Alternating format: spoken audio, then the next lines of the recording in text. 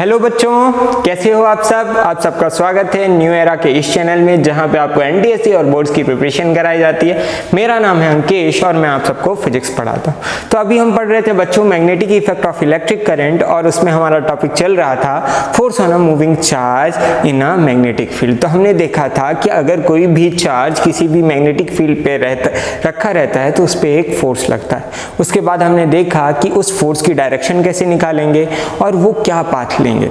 आज इस लेक्चर में पढ़ने वाले हैं बच्चों कि टाइम पीरियड और रेडियस वो पाथ लेगा। तो अगर सर्कुलर पाथ लेगा तो उसका रेडियस क्या होगा और वो कितना टाइम लेगा उस सर्कल को कंप्लीट करने के लिए। और हम ये भी देखेंगे कि अगर हमारा चार्ज मैग्नेटिक फील्ड के पैरेलल या परपेंडिकुलर मूव नहीं कर रहा, किसी एंगल थीटा पे मूव कर रहा है, तो वो कौन सा पाथ लेगा। तो आइए चलिए बच्चों स्टार्ट करते हैं लेक्चर को। हाँ, तो अभी तक हमने क्या पढ़ा, हमने पढ़ा कि force acting on a body F is equal to क्या आया था बच्चों, क्यू भी बी साइन थीटा। ठीक है, हमें याद है थीटा इज क्या है, थीटा एंगल किसके बिटवीन था, थीटा इज एंगल बिटवीन किसके बीच था, angle between velocity vector and magnetic field. ठीक है ना, हमने ये सारी चीजें देखी थी, फोर्स की वैल्यू ये आई थी। और हमने उसके बाद और क्या देखा था, दो केस देखे थे। और हमने ये भी देखा था कि फोर्स हमेशा परपेंडिकुलर टू द वेलोसिटी होता है, वेलोसिटी वेक्टर है, और force vector is also always perpendicular to the magnetic field. इसके ऊपर कई बार आपसे MCQ में क्वेश्चंस पूछ दिए जाते हैं, तो ये लाइन तो हमेशा याद ही रखना। अब देखते हैं बच्चों, और हमने क्या देखा था, हमने दो केसेस देखे थे। कौन से, पाथ कवर्ड वाले। पहला हमने जब theta is equal to 0 degree था, मतलब मैग्नेटिक फील्ड और वेलोसिटी वेक्टर दोनों सेम डायरेक्शन में थे। ठीक है, और 180। तो इस कंडीशन में क्या हुआ था बच्चों कि मैग्नेटिक फील्ड और ये वेलोसिटी वेक्टर दोनों क्या हैं, अपोजिट डायरेक्शन में हैं। तो यहाँ पे इस कंडीशन में फोर्स की वैल्यू 0 आई थी और फोर्स नहीं लग रहा था, जिसके कारण अगर वो सीधा आ रहा है charge particle in the direction of magnetic field तो उस पर कोई भी फोर्स नहीं लगेगा और वो स्ट्रेट पाथ फॉलो करेगा, स्ट्रेट लाइन। अब देखो बच्चों, उसके बाद हमने एक दूसरा भी केस देखा था। वो दूसरा केस कौन था बच्चों, दूसरा केस हमने ये देखा कि अगर कोई भी पार्टिकल मूव कर रहा है at theta is equal to 90 degree, मतलब 90 डिग्री क्या था कि अगर मैग्नेटिक फील्ड इधर है और वेलोसिटी इधर है, तो उस कंडीशन में इन दोनों के बीच में 90 डिग्री था। तो यहाँ पे फोर्स की वैल्यू क्या आई थी, मैक्सिमम आई थी, और F मैक्स की वैल्यू कितनी थी बच्चों, इज इक्वल टू क्यू भी बी आई थी। और इस पे हमने क्या देखा था, याद करो कि फोर्स वेलोसिटी इधर है, मैग्नेटिक फील्ड इधर है, तो फ्लेमिंग्स लेफ्ट हैंड रूल से अगर देखोगे तो फोर्स कहाँ आया था, अपवर्ड। चार्ज मूव करना किधर चाहता है, इधर, पर फोर्स इस पे ऊपर लग रहा है, तो ये जैसे ही आगे मूव करेगा तो ये क्या है, फोर्स इसको ऊपर खींचेगा, तो ये पाथ स्ट्रेट की जगह क्या हो जाएगा, ऐसा हो जाएगा, कर्व्ड हो जाएगा। फिर इस पॉइंट पे पहुंचेगा बच्चों, तो इस पॉइंट से ये इधर मूव करना चाहेगा, पर फोर्स फिर से अंदर लगेगा, तो फिर इसको सर्कल होना पड़ेगा। ऐसे करके हर पॉइंट पे देखोगे फोर्स इधर लग रहा है, ये इधर मूव करना चाहता है, तो फिर से इसका पाथ क्या होता जाएगा, कर्व होता जाएगा। और यही कर्व पाथ के कारण ये क्या करता है, एक सर्कुलर पाथ लेता है। हमने ये सारी चीज़ें बहुत अच्छे से देखी थी। आज हम उसी सर्कुलर पाथ को थोड़ा और अच्छे से देखेंगे। अगर कोई भी पार्टिकल या कोई भी चार्ज एक सर्कुलर पाथ ले रहा है तो उस पाथ का रेडियस क्या होगा और उस पाथ को कंप्लीट करने के लिए वो कितना टाइम लेगा, हम आज किस पे पढ़ेंगे, आज के लेक्चर पे, time period and the radius of charge particle. ठीक है, अब आगे देखते हैं। तो यहाँ से हमने देखा कि फोर्स की मैक्सिमम वैल्यू क्या आई थी बच्चों, फोर्स की मैक्सिमम वैल्यू आई थी F is equal to q भी बी। और ये पाथ कैसा ले रहा था बच्चों, सर्कुलर ले रहा था। और हमने 9th क्लास में पढ़ा है कि कोई भी फोर्स या कोई भी चीज़ सर्कुलर मोशन कर रहा है, मतलब उस पर क्या एक्ट कर रहा है, एक सेंट्रीपिटल एसिलरेशन एक्ट कर रहा है। कोई भी चीज़ एक सर्कुलर मोशन कर रही है तो उस पर एक सेंट्रीपिटल एसिलरेशन लग रहा होगा। और वो सेंट्रीपिटल एक्सीलरेशन या सेंट्रीपिटल फोर्स की वैल्यू क्या आएगी, जैसे हम जानते हैं F इज इक्वल्स टू क्या होगा, मास इंटू एक्सीलरेशन होता है, पर यहाँ पे क्या होगा, सेंट्रीपिटल एक्सीलरेशन होगा। अब यहाँ पे m into v square by r, acceleration क्या होता है, सेंट्रीपिटल एक्सीलरेशन होता है वी स्क्वायर बाई आर। और बच्चों हमेशा याद रखना सेंट्रीपिटल फोर्स कोई अलग से फोर्स नहीं होता, कोई भी चीज़, कोई भी फोर्स जो क्या करे, बॉडी को एक सर्कल में घुमा दे। जैसे अभी मेरे हैंड के कारण जो फोर्स लग रहा है इस बॉडी को क्या कर रहा है बच्चों, सर्कुलर मोशन दे रहा है। तो ये जो हैंड वाला फोर्स है यही ये क्या प्रोवाइड कर रहा है हमको, सेंट्रीपिटल फोर्स प्रोवाइड कर रहा है। तो बच्चों हमारी बात ये हो रही थी कि कोई भी फोर्स जो क्या करे, सेंटर की ओर घुमा दे, वही क्या होगा, सेंट्रीपिटल फोर्स के बराबर होगा। यहाँ पे कौन सा फोर्स घुमा रहा है हमको, ये जो मैग्नेटिक फोर्स लग रहा है बॉडी पे, ये जो मैग्नेटिक फोर्स लग रहा है वही उसको क्या कर रहा है, सेंटर की ओर घुमा रहा है, वही उसको क्या कर रहा है, सेंटर की ओर घुमा रहा है। तो अब यहाँ पे आप क्या कह सकते हो कि यही फोर्स किसके बराबर होगा, सेंट्रीपिटल फोर्स के बराबर होगा। और सेंट्रीपिटल फोर्स के बराबर है मतलब क्या हुआ कि q v b is equal to क्या होगा, m v square by r होना चाहिए, m v square by r होना चाहिए। और यहाँ पे आर क्या है कि ये कौन सा रेडियस लेगा, ये जो सर्कुलर पाथ है इसका रेडियस क्या होगा। अगर बच्चों देखें हम बहुत ध्यान से तो ये और ये कैंसिल हो गया और हमारे पास बचा क्या, आर इज इक्वल टू क्या हो जाएगा, m v upon q b. तो जैसे अगर यहाँ पे देखोगे r is directly proportional to velocity, जैसे जैसे वेलोसिटी बढ़ाते जाओगे, वेलोसिटी कम रहेगी तो सर्कुलर पाथ ऐसा होगा, वेलोसिटी बढ़ाओगे तो पाथ ऐसा बढ़ता जाएगा, और बढ़ाओगे वेलोसिटी तो और बढ़ाओगे वेलोसिटी तो क्या हो जाएगा, क्यू भी बी। जैसे एक छोटा पाथ लिया, वेलोसिटी बढ़ाओगे तो और बड़ा पाथ लेगा, और बड़ा पाथ लेगा, तो जैसे जैसे वेलोसिटी बढ़ाते जाओगे उसके सर्कल का रेडियस बड़ा होता जाएगा। क्यू और बी पे डिपेंड कर रहा है, क्यू जितना ज़्यादा होगा रेडियस उतना छोटा होता जाएगा, इन्वर्सली प्रोपोर्शनल। और मैग्नेटिक फील्ड जितनी बढ़ाओगे उतना ही छोटा रेडियस होता जाएगा। तो हमने रेडियस देख लिया कि कैसे डिपेंड कर रहा है। अब देखते हैं बच्चों, ये तो आ गया रेडियस। अब कोई भी चीज़ सर्कुलर पाथ ले रही है, क्या ले रही है बच्चों, सर्कुलर पाथ ले रही है। अब सर्कुलर पाथ ले रही है, अगर हमको ये निकालना है कि ये एक चक्कर कितने टाइम में कंप्लीट करेगा, एक चक्कर कितने टाइम में कंप्लीट करेगा, तो हम उसको कैसे निकालेंगे कि टाइम पीरियड, हम उसको क्या बोल सकते हैं, टाइम पीरियड।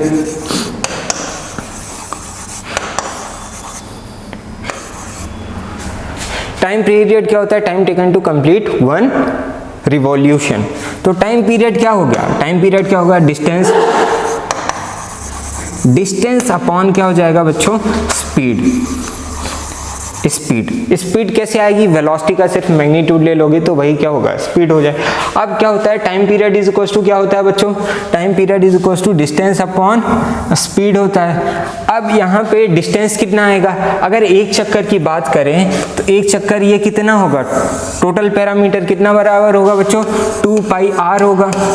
किसके बराबर होगा, 2 पाई आर अपॉन वेलोसिटी, स्पीड क्या है, v है, तो ये क्या आएगा, टाइम पीरियड। अब टाइम पीरियड यहाँ पे r की वैल्यू क्या होती है बच्चों, r इज इक्वल टू क्या होता है, m v upon q b. यहाँ पे r इज इक्वल टू क्या होता है बच्चों, m v upon q b. तो यहाँ से देखोगे 2 पाई r की जगह क्या हो जाएगा, m v upon q b रखोगे तो यहाँ और सॉल्व करो डिवाइडेड बाई v, तो जो टाइम पीरियड की वैल्यू आएगी, टाइम पीरियड अगर अच्छे से देखोगे तो ये किसके बराबर आएगा, 2 pi m upon q b. यहाँ पे बहुत इंटरेस्टिंग फैक्ट है कि जो टाइम पीरियड आया बच्चों वो किस पे डिपेंड नहीं कर रहा है, वेलोसिटी पे डिपेंड नहीं कर रहा है। मतलब आप किसी भी वेलोसिटी से चलो, बहुत कम वेलोसिटी से या इनफाइनाइट वेलोसिटी से, टाइम पीरियड हमेशा सेम रहेगा, टाइम पीरियड हमेशा सेम रहेगा। आप जब बहुत धीमा चलोगे तो वो सर्कल छोटा लेगा, है ना, तब भी टाइम पीरियड उतना ही लगेगा। आप बहुत तेज चलोगे, बहुत बड़ा सर्कल लेगा, तब भी उसका टाइम पीरियड उतना ही रहेगा, वो वेलोसिटी पे डिपेंड नहीं करेगा, अगर चार्ज और मैग्नेटिक फील्ड की वैल्यू आपने फिक्स की है तो। ठीक है, तो समझ में आया कि time period of a circular path वो क्या होगा। ये केस कब था, ये theta is equals to 90 degree की बात कर रहे हैं अपन। ये किसके लिए हम निकाल रहे हैं, theta is equals to 90 degree था जब क्या था, मैग्नेटिक फील्ड और वेलोसिटी एक दूसरे के परपेंडिकुलर थी। तो यहाँ से हमारे पास दो रिलेशंस आए बच्चों।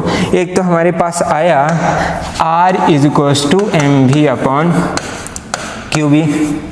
अब यहाँ पे m क्या है?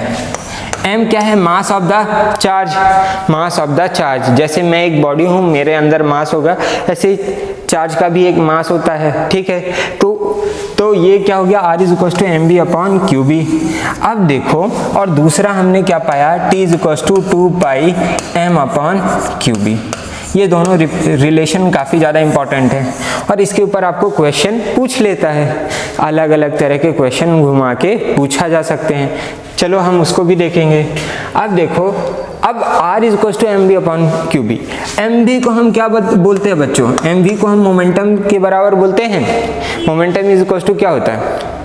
Product of mass into velocity.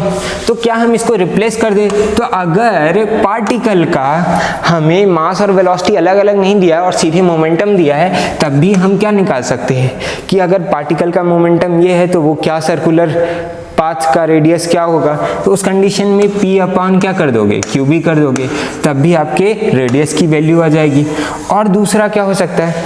अब देखो, P K is equal to क्या होता है बच्चों? काइनेटिक एनर्जी होता है, और ये क्या होता है? Half m v square, half m v square होता है। अब मान लो इधर पे आप अगर एक m ऊपर लगाओ तो ये क्या हो जाएगा? M square v square upon m हो जाएगा, और ये क्या हो जाएगा? K।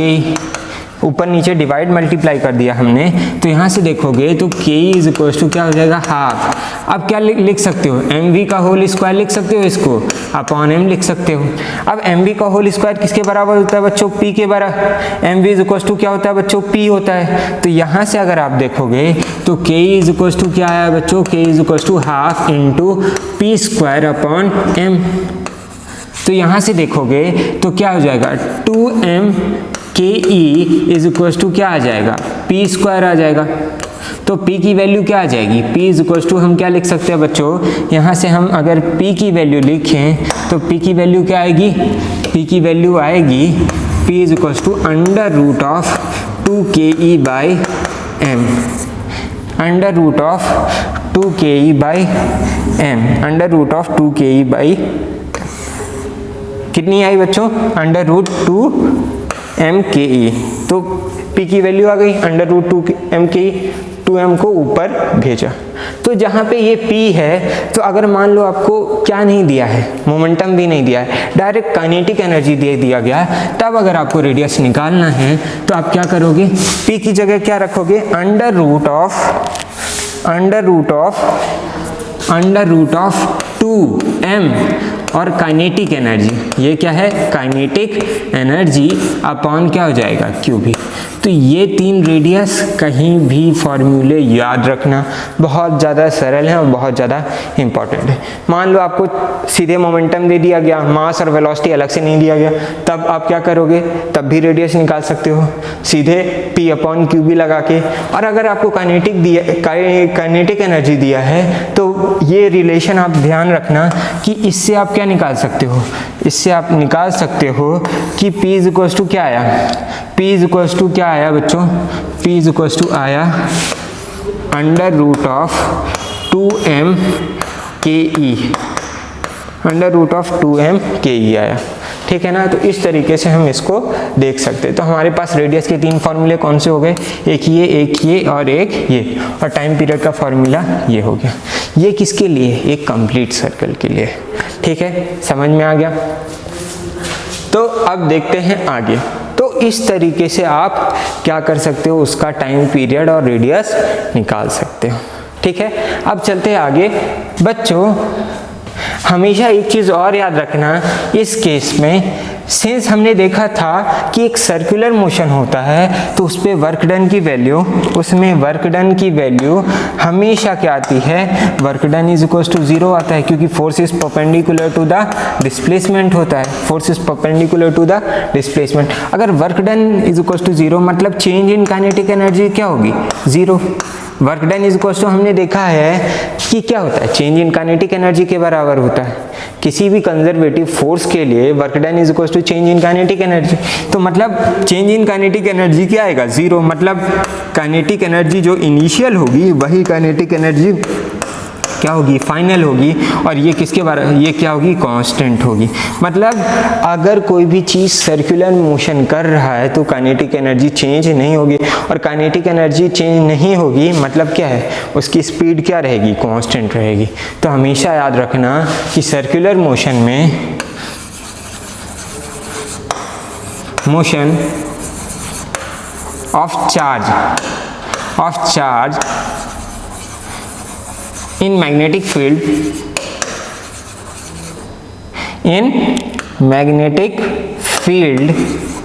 क्या होगा, स्पीड रिमेन्स कांस्टेंट,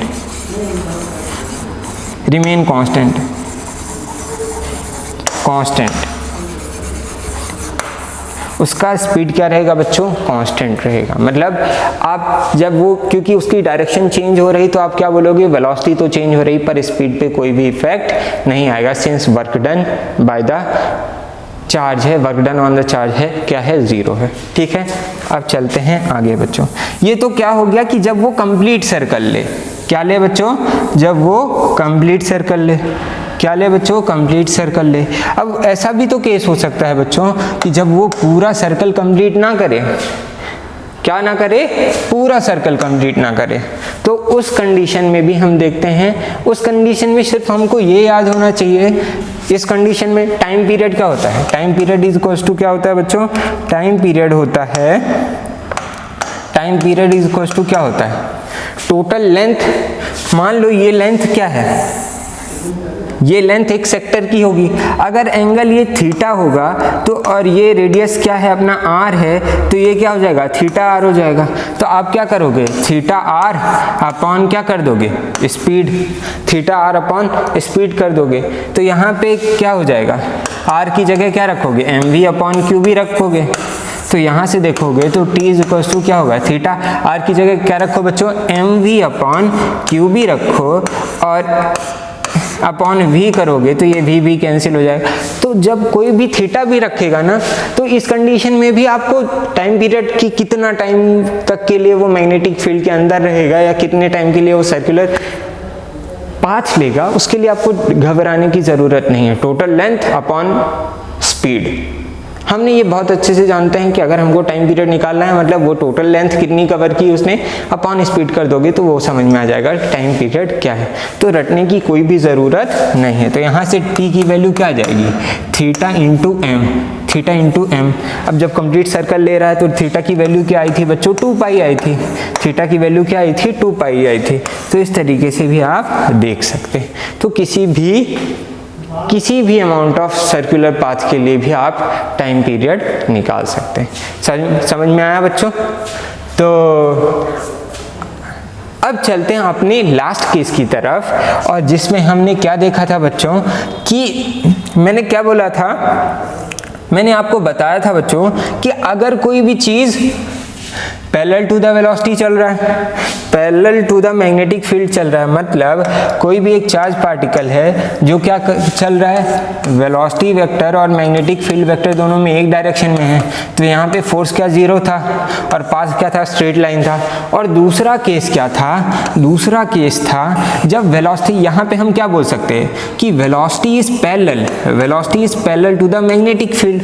और दूसरा केस क्या था कि जब मैग्नेटिक फील्ड इधर b इधर था और वेलोसिटी मान लो इधर था, वेलोसिटी क्या था, वेलोसिटी इधर था। तो हमने यहाँ पे क्या देखा था कि वेलोसिटी एक्चुअल में परपेंडिकुलर है। जब वेलोसिटी एकदम से परपेंडिकुलर था तो वो पाथ कैसा ले रहा था बच्चों, सर्कुलर, पाथ कैसा ले रहा था बच्चों, सर्कुलर। तो अगर यहाँ पे देखें, अब जो थर्ड केस है, अब ना हमारी वेलोसिटी उसके परपेंडिकुलर है, ना हमारी वेलोसिटी उसके परपेंडिकुलर है, और ना ही पैरेलल है। अब किस पे है, थीटा पे है। तो अगर एक चीज़ बताओ, एक चीज़ देखना, हमने एक कोऑर्डिनेट सिस्टम पढ़ा है ना बच्चों, बहुत बेसिक से, बहुत स्क्रैच से आपको समझा रहा हूँ मैं कि यहाँ पे ये y हो गया, ये x हो गया। अब देखो, अगर अगर आप इसको देखोगे तो ये क्या है, हमने एक्स वाई कोऑर्डिनेट 9 क्लास पे भी पढ़ा है। अगर कोई भी चीज़ बॉडी एक्स पे चल रही या वाई पे चल रही या एक्स पे चल रही तो हम क्या बोलेंगे, ये बॉडी किधर चल रही, एक्स की तरफ 1 मीटर चली। इसको क्या बोल सकते हो, बॉडी क्या है, वाई की तरफ क्या चली, 1 मीटर चली। पर अगर बॉडी यहाँ कहीं है तो आप ये देखोगे कि बॉडी 1 मीटर एक्स में चली और बॉडी 1 मीटर वाई में चली। क्या बॉडी 1 मीटर एक्स पे चली और बॉडी 1 मीटर वाई में चली। तो इस पे दोनों कंपोनेंट है, एक्स कंपोनेंट भी है और वाई कंपोनेंट भी है। अगर इसी तरह अब अगर मैं आपको और थोड़ा क्लियरिटी दूं तो अगर मान लो कि एक बॉडी है जिसकी वेलोसिटी है, क्या है, जिसकी वेलोसिटी है। अब वेलोसिटी के दो कंपोनेंट है, मान लो इसकी वेलोसिटी ऐसे बढ़ रही है, यहाँ पे v है, तो एक वेलोसिटी का एक कंपोनेंट होगा जो इसके पैरेलल होगा, किसके, एक्स एक्सिस के पैरेलल होगा, तो उसको हम v पैरेलल बोल सकते हैं। और एक जो होगा एक्स एक्सिस के परपेंडिकुलर होगा, जो बाई एक्सिस की तरफ होगा, तो इसको क्या बोल सकते हो, v परपेंडिकुलर बोल सकते हो। तो अगर मान लो अगर हमारी मैग्नेटिक फील्ड इधर है और वेलोसिटी भी इधर ही आ जाए तो ये क्या हो गया, पैरेलल कंपोनेंट हो गए। और अगर हमारी मैग्नेटिक फील्ड इधर है और वेलोसिटी इसके 90 डिग्री पे है तो ये क्या हो गया, परपेंडिकुलर। तो अगर मान लो कोई भी चीज़ थीटा में है तो उसका कुछ ना कुछ क्या होगा, पैरेलल कंपोनेंट भी होगा और एक कुछ ना कुछ परपेंडिकुलर भी कंपोनेंट होगा। क्या होगा, एक पैरेलल कंपोनेंट होगा और एक परपेंडिकुलर कंपोनेंट होगा। अगर आपको समझ में नहीं आया हो तो एक बार फिर से देख लो। फिर से कैसे, कि अगर कोई भी चीज़, कोई भी बॉडी एक्स और वाई में मूव कर रही है, एक्स और वाई में मूव कर रही है, तो उसके पास एक एक्स कंपोनेंट आएगा और एक वाई कंपोनेंट आएगा, दोनों आएगा। अगर ये ऐसा कुछ मूव कर रहा है तो मतलब उसके पास एक्स पे भी कुछ यूनिट चला और वाई में भी कुछ यूनिट चला, वाई में भी कुछ यूनिट चला। तो इस तरीके से हम इसको देख सकते हैं, इस तरीके से हम इसको देख सकते हैं। अब मान लो यहाँ पे क्या है बच्चों, यहाँ पे हमारे पास वेलोसिटी क्या है, एक थीटा एंगल बना रही है, वेलोसिटी एक थीटा एंगल बना रही है। तो वेलोसिटी में आप ये बोल सकते हो बच्चों कि वेलोसिटी क्या है, या कि एक कंपोनेंट वेलोसिटी का इधर हो जाएगा जिसको हम v पैरेलल बोल देंगे, और एक कंपोनेंट वेलोसिटी का इधर हो जाएगा जो v परपेंडिकुलर होगा। अगर ये x एक्सिस हो गई, मान लो ये y एक्सिस हो गई, ऐसे देख सकते हो। तो हमने ये देखा, हमने क्या देखा कि अगर जो दो चीज़ पैरेलल हैं तो वहां पे फोर्स नहीं लग रहा है, मतलब एक्स कंपोनेंट के कारण बॉडी में कोई भी फोर्स नहीं आएगा और वो क्या होगा, इधर ही चला जाएगा, बॉडी इधर ही मूव कर जाएगा। पर वाई कंपोनेंट के कारण क्या आएगा, बॉडी में क्या आएगा, फोर्स आएगा। क्योंकि अगर देखोगे तो मैग्नेटिक फील्ड कैसी है, मैग्नेटिक फील्ड कैसी है बच्चों, ऐसी है। मैग्नेटिक फील्ड इधर है और वेलोसिटी का परपेंडिकुलर कंपोनेंट कैसा है, इधर है। तो इन दोनों के कारण यहाँ पे फोर्स आएगा। तो ये इसके अलोंग क्या करना चाहेगा, जो वेलोसिटी का कंपोनेंट क्या कर रहा है, 90 डिग्री बना रहा है, उसके अलोंग सर्कल लेगा। उसके अलोंग क्या लेगा बच्चों, उसके अलोंग सर्कल लेगा। तो उसके कारण क्या लेगा, सर्कल लेगा। तो अगर ये देखोगे तो मैग्नेटिक फील्ड इधर है, जैसे हमने क्या देखा, मैग्नेटिक फील्ड अंदर थी बच्चों, मैग्नेटिक फील्ड क्या थी, अंदर थी और चार्ज इधर मूव कर रहा था। तो वो सर्कल कैसा ले रहा था, ऐसा, सर्कल कैसा ले रहा था, अंदर, ऐसा। तो जिधर वेलोसिटी है ना उस पे वो क्या लेगा, सर्कल लेगा। तो इसके हिसाब से सर्कल कैसा आना चाहिए, ऐसा ऐसा ऐसा। ठीक है, ये मेरा समझाने का मेन पर्पस क्या है, अब आगे देखते हैं अपन।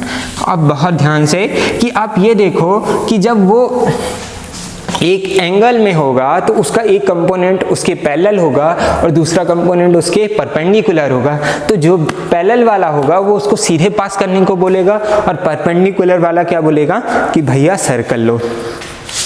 तो ये सर्कल लेने की कोशिश तो करेगा, सर्कल लेने की कोशिश तो करेगा कि ऐसा ले लूं, पर एक कंपोनेंट इसको क्या बोल रहा है, सर्कल लो, और दूसरा कंपोनेंट बोल रहा है कि आगे बढ़ो। तो सर्कल लो और आगे बढ़ो के चक्कर में ये कैसा पाथ ले लेगा, एक स्प्रिंग वाला पाथ लेगा बच्चों। कैसा, एक स्प्रिंग वाला पाथ। देखिए कैसा, एक स्प्रिंग वाला, कि एक चीज आगे भी बढ़ रही है और सर्कल भी कर रही है। यहाँ से देखोगे तो सर्कुलर भी है और आगे भी बढ़ रही है। इसी पाथ को हम क्या बच्चों क्या बोलते हैं? Helical path. इसी पाथ को हम क्या बोलते हैं बच्चों? Helical path. तो यहाँ से देखोगे यहाँ पे वेलोसिटी हमारी किधर है बच्चों? वेलोसिटी हमारी इस डायरेक्शन में है, वेलोसिटी इस डायरेक्शन में है।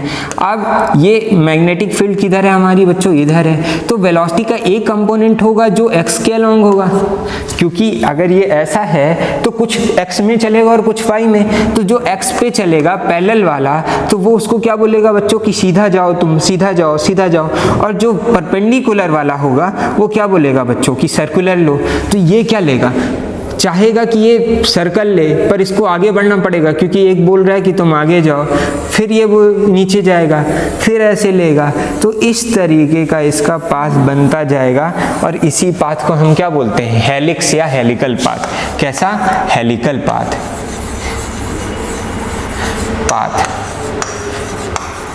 अब इस डायरेक्शन में किसके कारण जाएगा? v पैरेलल के कारण। और इस डायरेक्शन में जो अपन देख रहे हैं कि ये सर्कल किसके कारण कर रहा है? v परपेंडिकुलर के कारण। तो अगर एक थीटा एंगल पे होगा तो पाथ क्या होगा बच्चों? हेलिकल होगा। मेरे को लग रहा है कि अब आपको समझ में आ गया हो। देखिए बच्चों, मैं आपके लिए कितनी मेहनत कर रहा हूँ एक छोटे से कॉन्सेप्ट को समझाने के लिए। आप 11th या 12th में इसको सीख सकते हो, पर अगर अभी आपने सीखा इसको तो आपका बेस काफ़ी ज़्यादा स्ट्रांग रहेगा। ठीक है, तो होप सो लेक्चर आपको अच्छा लगा हो। अगर लेक्चर अच्छा लगा है तो वीडियो को लाइक करें, चैनल को सब्सक्राइब करें और दोस्तों को शेयर करें। Thank you.